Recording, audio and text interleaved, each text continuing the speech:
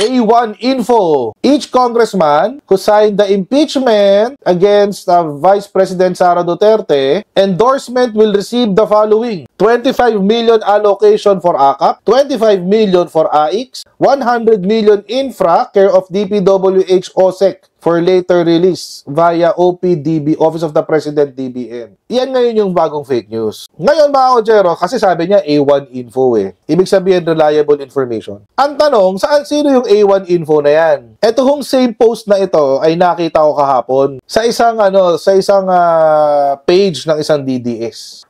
Ito yung A1 information. As of last count, at 2:09 p.m. with 200 votes for impeachment, the amount could reach up to 30 billion pesos or more. According to sources, 22 billion 950 million ang nagpalit ng kamay sa isang araw. Ito ang breakdown, 'di ba? Pareho. Ito ho yung si A1 source. Malamang sa malamang kasi wala naman ibang magiging basis yan. So balik po tayo mga Kojero sa ating usapan kanina, no. Let's pick up where we left off kanina. May update po kasi di ka kanina pinag-uusapan natin yung fake news ni Crisette. Balikan natin sandali yung fake news ni Crisette. Na technical ang impeachment, back to zero ulit sila sa June, sabi ni Crisette. Sayang lang daw yung pera. And Senator Chis Escudero already confirmed that they cannot accommodate during recess yung impeachment proceedings. Yan po ang sinabi ni Crisette. Sabi pa nga niya, illegal daw yan. There's nothing illegal. Wala akong illegal doon sa impeachment.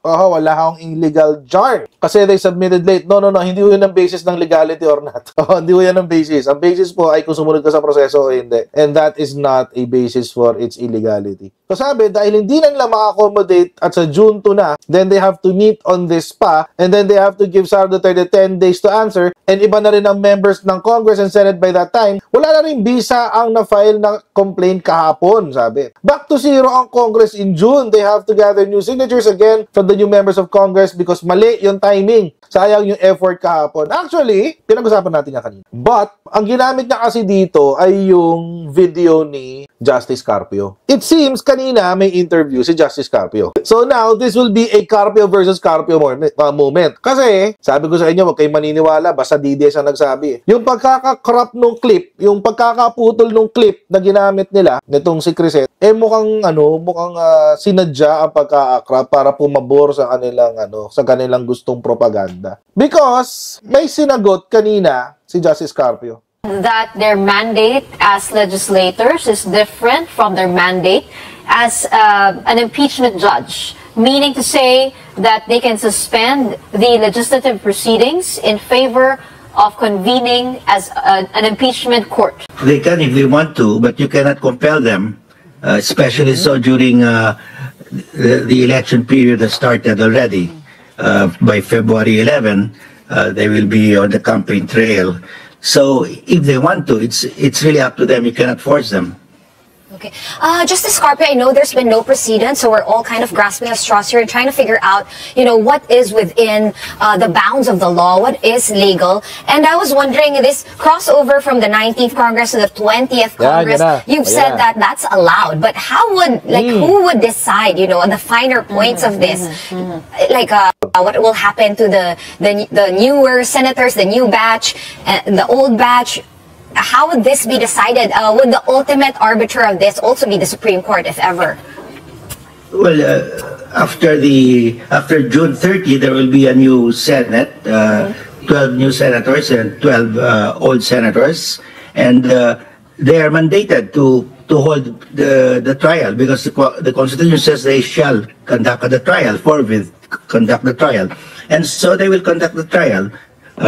What happens there is, as explained by Senate President Escudero, they would have to amend, revise their rules of impeachment because every time there's a new Senate, whenever they have new 12 senators, they always readapt their rules of procedure, their rules of impeachment, all other rules are readapted.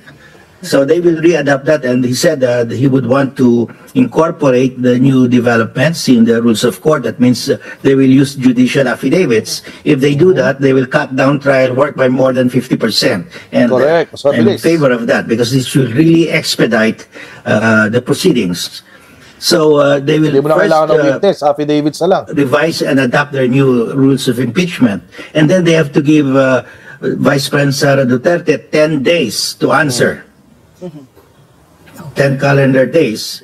And after that, then they can conduct the trial. So it will proceed because there's no bar, no legal impediment to the trial being conducted by the new Senate.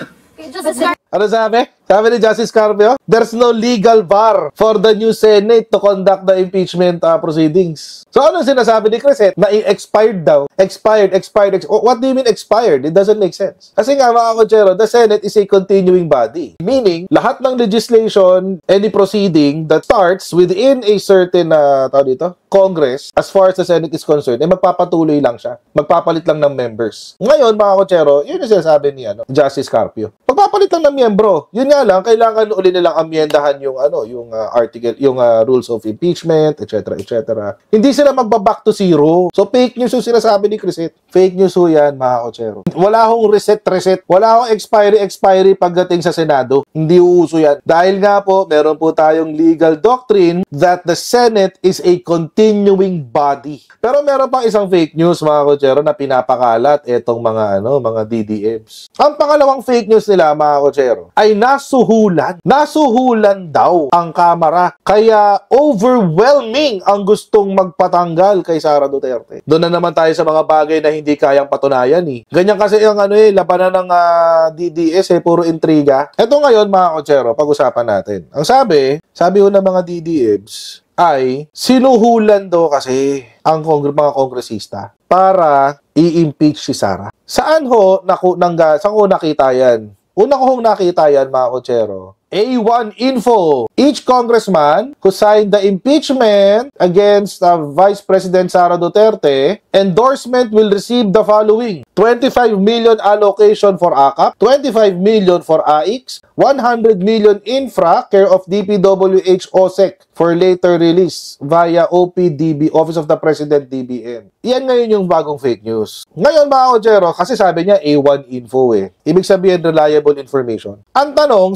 sino yung A1 info na yan? Ito hong same post na ito ay nakita ko kahapon sa isang page ng isang DDS.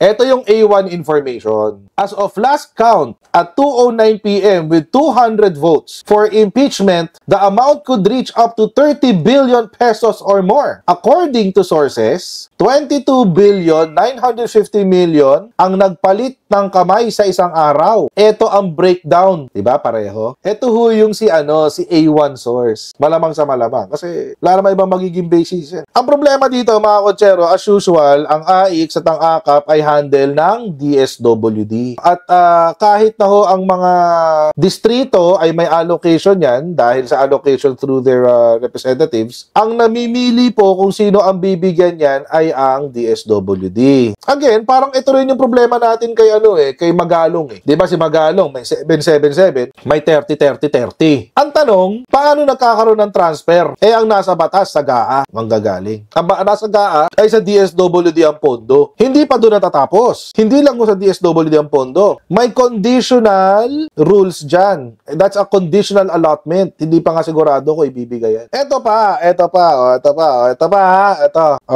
Ito yung pinakamalalang chismoso. Ronald Bato de la Rosa. 215 times 150M equals 32.2 billion. 215 times 150. So parang sinasabi nila, nagkabayaran na nga ng 150 million sa pamamagitan ng AKAP, sa pamamagitan ng AIX, sa pamamagitan ng DPWH. Ang total nun ay 32.2 billion. Ngayon mga kotsero, simple lang naman tayo. Hindi natin ipagtatanggol yan. Ulitin ko lang yung ating palaging sinasabi pag may mga ganitong klaseng issue. Ako personally, willing ako maniwala dyan. Basta may ebidensya. Hindi pwedeng chismis lang. Hindi pwedeng manufactured na ebidensya tulad ng PIDEA leaks, tulad ng Pulboron video. Hindi pwedeng manufactured lang. Kailangan talaga meron kayong ebidensya maipapakita. Bakit hindi nyo dinala sa Supreme Court? May nakita pala kayo irregularity. O di punta kayo sa Supreme Court. Nakita po namin, may ebidensya po kami. Kasi parang sure na sure si Attorney Trix dito Sure na sure siya According to sources inside the House. O di ba? Pigilan nyo. pigilan nyo yung impeachment complaint. Kasuhan nyo ho lahat ng 215 na pumirma dyan. Total naman ho, kumbinsido ho kayo na merong nagbayad para sila ay bumoto na i-impeach si Sara Duterte. Aabangan ko yan.